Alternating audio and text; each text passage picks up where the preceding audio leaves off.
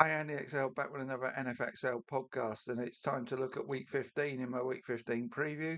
We've just got 4 weeks left in the regular season, and every week becomes more critical for the teams trying to make the postseason now, and in terms of getting high seedings to ensure home field advantage by week, etc. etc. So, as I will do every week from now, I'll split this preview into three parts, and the first part is just going to cover the Thursday night game alone. So this week, Tampa and Atlanta get the part one to themselves. And just to bring you up to date on how I'm doing in terms of predictions this season, I'm currently 67.66% for the season. Um, had my worst week of the season so far in week 14, where I basically got seven right and seven wrong.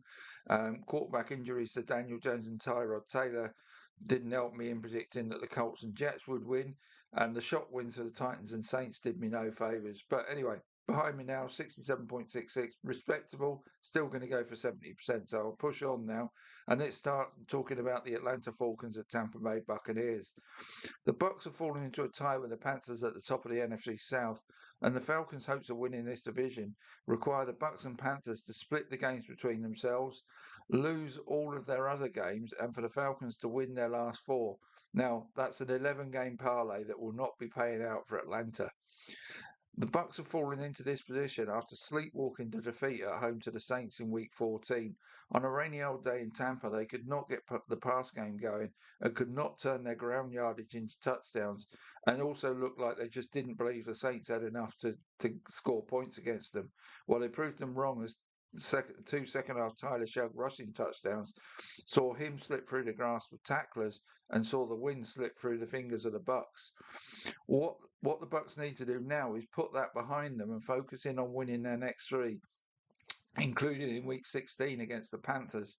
If they do that and the Panthers lose to either of the Saints this week or the Seahawks in week 17, the Bucs will secure the NFC South title before we even get to the second meeting with the Panthers in week 18.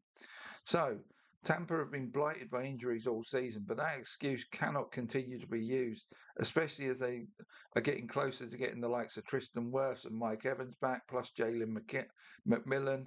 So they're pretty much as healthy as any other team now. So their rankings of 17th for pass offense and 19th for run offense probably underplay them due to the injuries they suffered. They're certainly top half for both, maybe even top 10. On defense, they're 23rd against the pass and 15th against the run. Their run defense has suffered in terms of conceding touchdowns, where it ranks just 22nd after conceding three last week. Again, I see them as better than those rankings indicate, but now is the time for the Bucs to deliver, not just indicate. They face a Falcons team that ranks 24th for pass offense, but a credible 11th for run offense.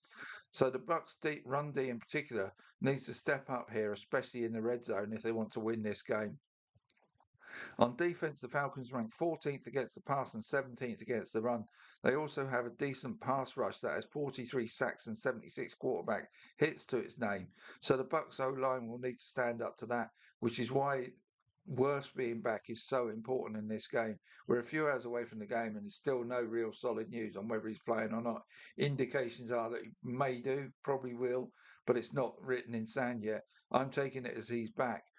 Um, and they need him back, especially as they've lost Ben Bradison to IR now. On the basis of these rankings, this should be a close game, but the Falcons have not passed for more than 233 yards in any of their last 9 games, and have averaged just 186 yards a game passing since Kirk Cousins returned at quarterback. Now, Drake London's been a huge miss for them in that regard, and he's not going to play in this game either.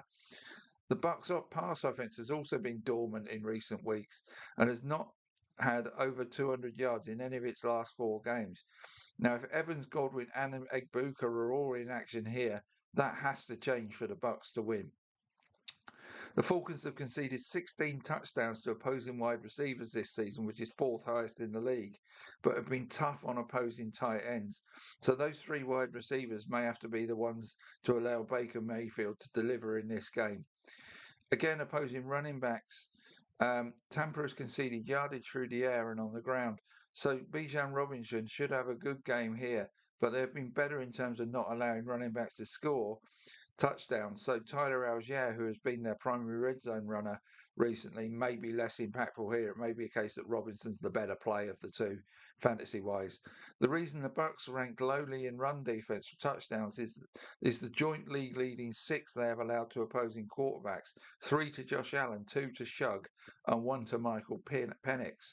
But as Kirk Cousins has not rushed for a TD in his last 38 games, that shouldn't be a concern here. And Atlanta allow plenty of yardage on the ground to opposing running backs, but like the Bucs, not many touchdowns.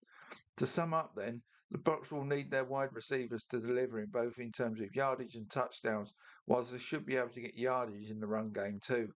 On defense, they need to keep the Falcons' running backs out of the end zone, whilst Kyle Pitts could be another issue for them as they have had injury issues at safety and inside linebacker. I also think the Bucs will come into this game angry after underperforming last week, a bit like the Rams were after losing to Carolina in Week 13. So I expect them to deliver on offense here, whilst being good enough in terms of pass defense to limit the Falcons' scoring power. And in doing so, they get a win by my favourite score to predict. They simply must have to have if they are to put pressure on Carolina to deliver on Sunday in New Orleans. So, like I say, it's my favourite score. I use it a lot. 27-20 to the Tampa Bay Buccaneers. Fantasy pick wise, Baker Mayfield, Bijan Robinson, and Kyle Pitts would be my 3. I can't pick between the Tampa receivers. It could be any of them. So that's why I've not identified a single one of them. I've just gone with Mayfield. So that's my preview of Thursday night football. Look forward in the next couple of days to a couple of draft related pieces updating you on the wide receiver and tight end picture. And then on Sunday, I'll be back to preview the remainder of this week's games. So enjoy tonight's game and I'll see you soon.